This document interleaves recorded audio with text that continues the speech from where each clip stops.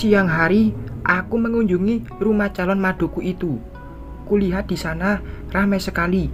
Sangat jelas suara tawa di dalam sana, menandakan penghuni di dalamnya sangat bahagia. Mereka bahagia di atas rasa sakit hatiku. Tak urung tawa mereka membuat hatiku panas. Ku urungkan niatku mampir ke rumah maduku. Kulajukan mobil kesayanganku ini ke sebuah kafe. Aku merenung, air mata menetes perlahan. Bagaimanapun, aku pernah sangat mencintai Mas Hasan. Sekuat apapun aku, tak bisa aku berbohong pada diriku bahwa aku kuat. Aku sangat lemah. Aku lemah saat aku sendiri, tapi aku akan tetap menunjukkan pada mereka kalau aku bodoh.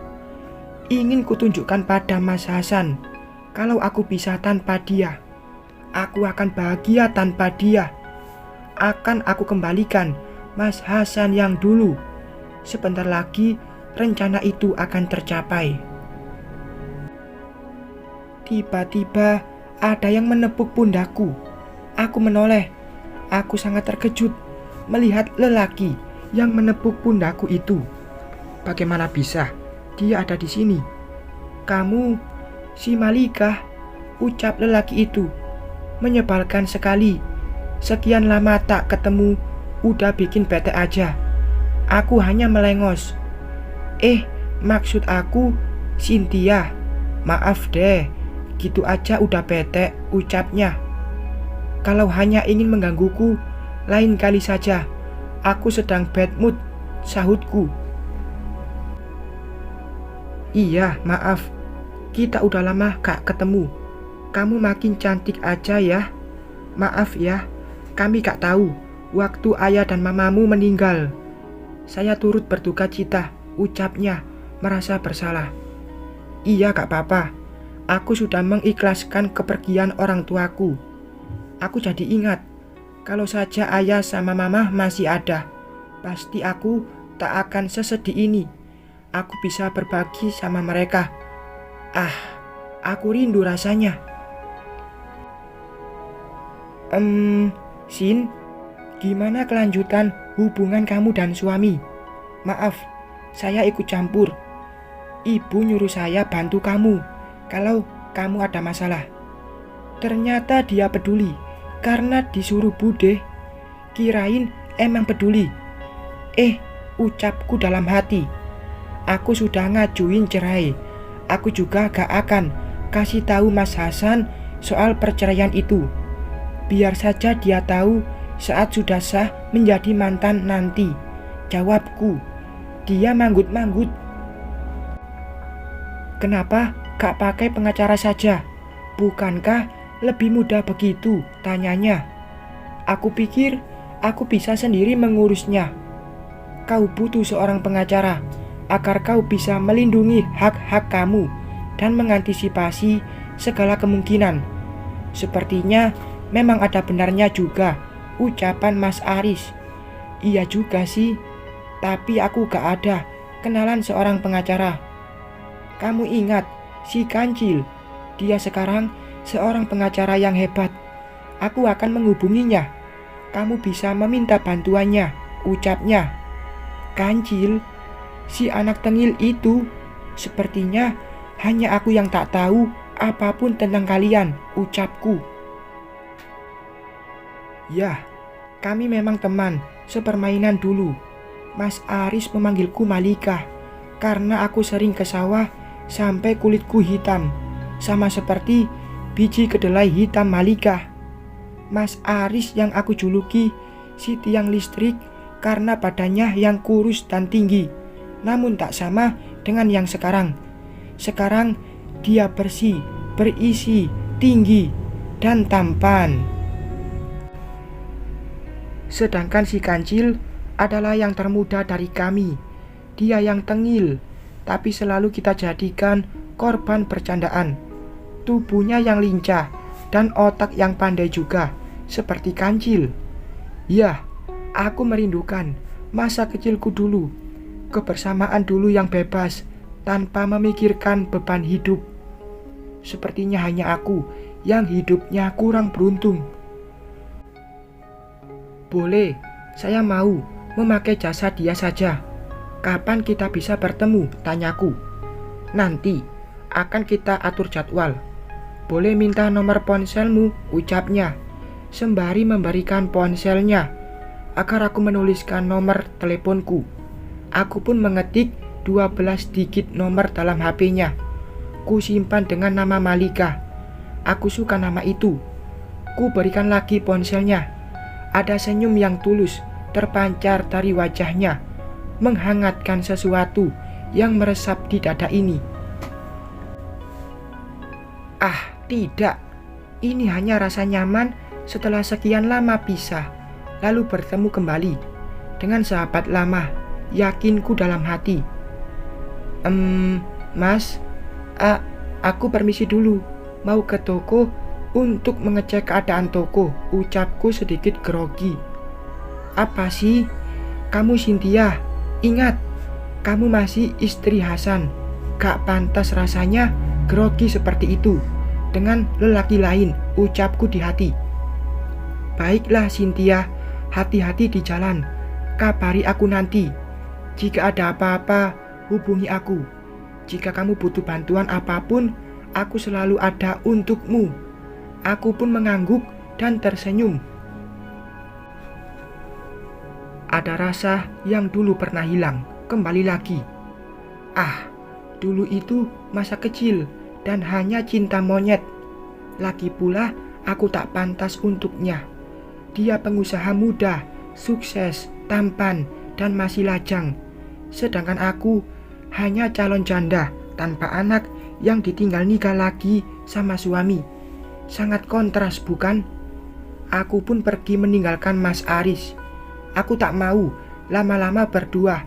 Takut ada yang melihat, malah akan menjadi masalah. Masalah yang nanti akan berujung pada rencanaku ke depan. Aku sampai di rumah sore hari. Kulihat mobil Mas Hasan sudah terparkir di depan rumah. Dia berdiri di depan pintu dengan tangan bersedekap di dada.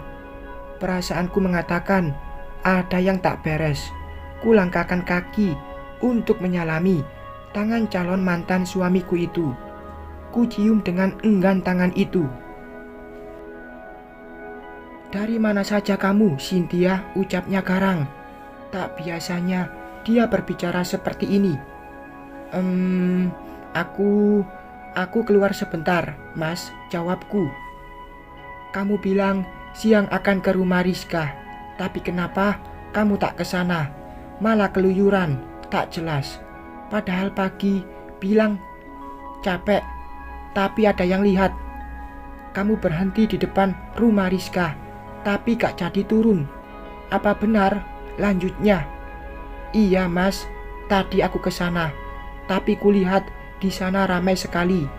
Kamu kan tahu Mas, aku gak bisa kalau bising banget kayak gitu. Jadi aku putusin kapan-kapan aja ke sana, jawabku. Lalu pria tadi siapa? Ucapnya tajam. Apa? Dia mengikutiku atau dia menyuruh orang mengikutiku? Kamu ngikuti aku, Mas? Tidak, ada temanku yang bilang kamu duduk berdua bercanda sama laki-laki. Siapa dia? Sepertinya dia cemburu.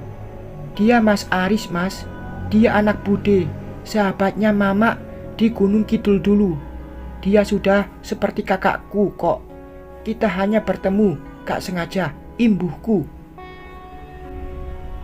Cynthia, aku gak suka kamu dekat dengan laki-laki lain selain aku, suamimu.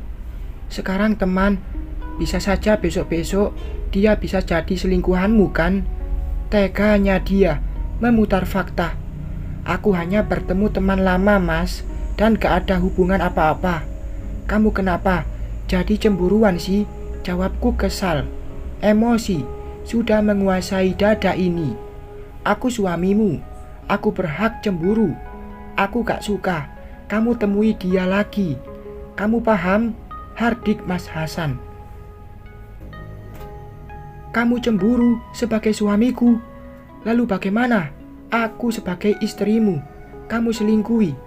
Bahkan kamu berhubungan dengan wanita itu sebelum aku izinkan poligami.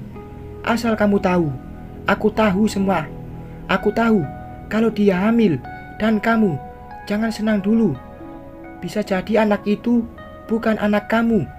Dia saja mau dengan pria beristri demi uang. Jangan samakan aku dengan selingkuhanmu. Aku bukan wanita murahan seperti dia. Bahkan kamu di mataku sangat menjijikkan. Kau tahu semalam kita tak melakukan apa-apa, tapi bodohnya kamu bangga. Sudah, katamu. Ha ha ha. Ucapku lantang, dipenuhi emosi yang merajai. Bahkan aku sendiri tanpa sadar membuka kebohonganku semalam. Plak-plak. Ah, tolong. Syukurlah, semalam Mas Hasan belum sampai menyentuhku.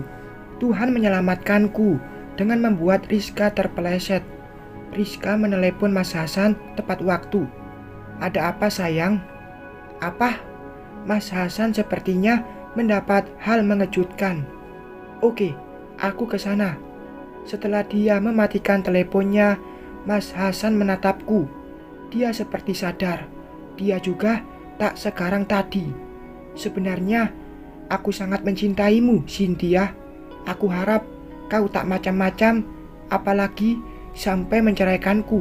Pikirkan bagaimana ibuku jika dia tahu kita pisah.